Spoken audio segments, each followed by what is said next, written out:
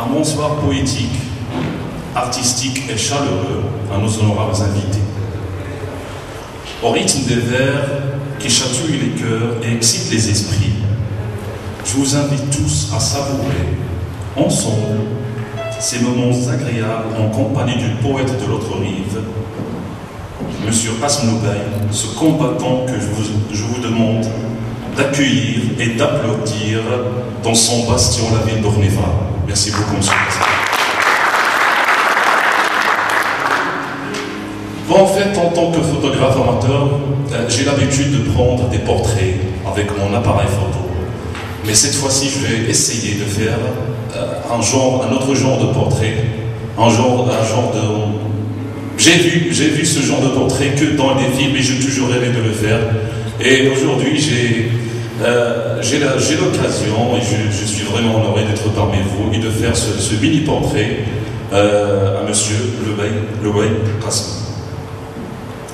Bien qu'il soit natif de Orneva, fin des années 40, c'est-à-dire fin de la Deuxième Guerre mondiale, juste le fait de dire la Deuxième Guerre mondiale, ça nous remonte à des ères qui sont vraiment trop loin d'ici. Ses origines remontent à la plaine de Tadla, de la région Afghar et Twakallah, Masha'Allah, il garde toujours ses attraits infantiles, puérils et angéliques qui révèlent une partie de sa vie, celle où il a subi le supplice d'aller faire ses études à contre-cœur. Et là, je demande au technicien, ou bien monsieur l'ingénieur du son, de passer le micro à monsieur Loubaï, parce que j'aimerais bien qu'il soit un portrait un petit peu interactif avec monsieur Loubaï.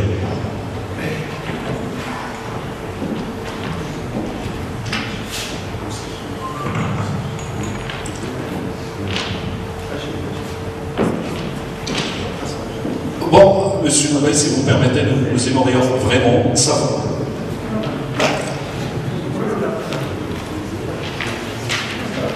Est-ce que, monsieur Loubaï, si vous permettez, est-ce que vous pouvez développer cette anecdote, le fait d'aller faire ses études à contre-cœur?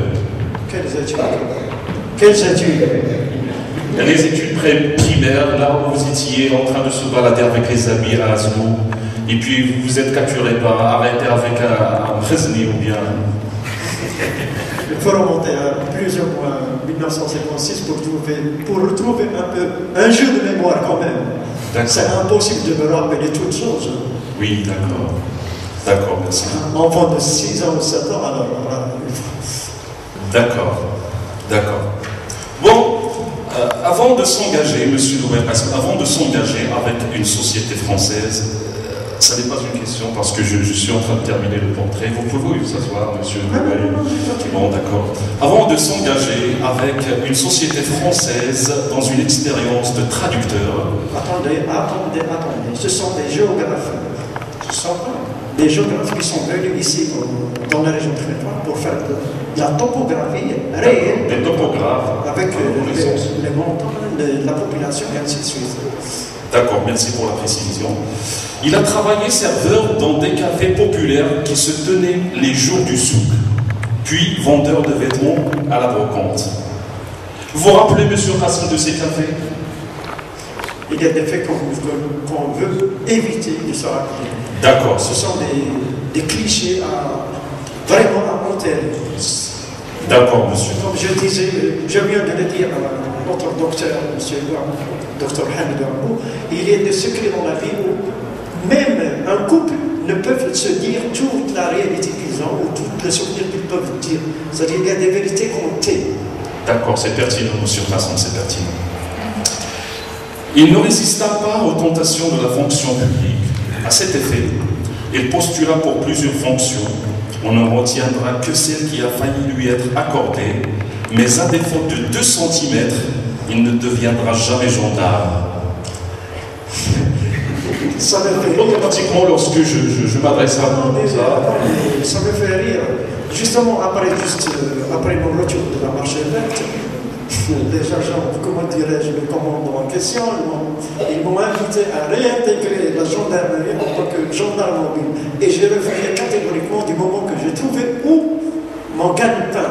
c'est-à-dire l'éducation physique. Pour vous dire juste un exemple, j'ai une élève, ça date de 1978, il était en 6e LM4. Madame, voilà. On l'accueille chaleureusement.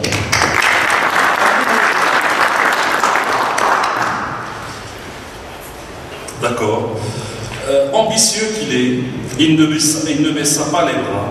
Ainsi, elle devint en 1973, de 1973 à 2008, professeur d'éducation physique au lycée Abul Qasim Sayani, en transitant bien sûr par le poste d'instituteur vacataire.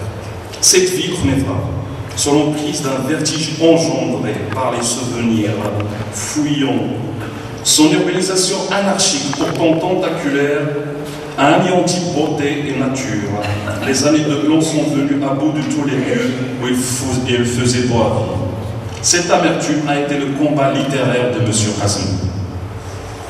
Après 40 ans, 40 longues années de souffrance et de rebondissement, où livres, rimes et recueils ont été des amis intimes, permettez-moi cet anglicisme, Louay & Co.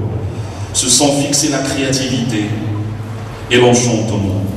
Il participa effectivement en 1980 dans la création de l'anthologie poétique Ni temps perdu, ni terre promise, en collaboration avec le Centre culturel français de Tanger. 2 ans après, il publia L'autre rive, un recueil dans le quotidien L'Opinion. Un an plus tard, la pesée universelle voit le jour sous l'édition de Darnash Al-Watania. Maroc Hebdo, Sindibab, Maroc Culture, Al-Bayan, Le Matin, Libération et Al-Mustaqbal, tels sont les revues et journaux qui ont reflété son esprit vagabond et combats internes. Là, au feu Mohamed Kherdin a déclaré Qasm Louay est l'un des poètes qui ont choisi de s'isoler des milieux culturels et sont exposés à une sorte de négligence insupportable.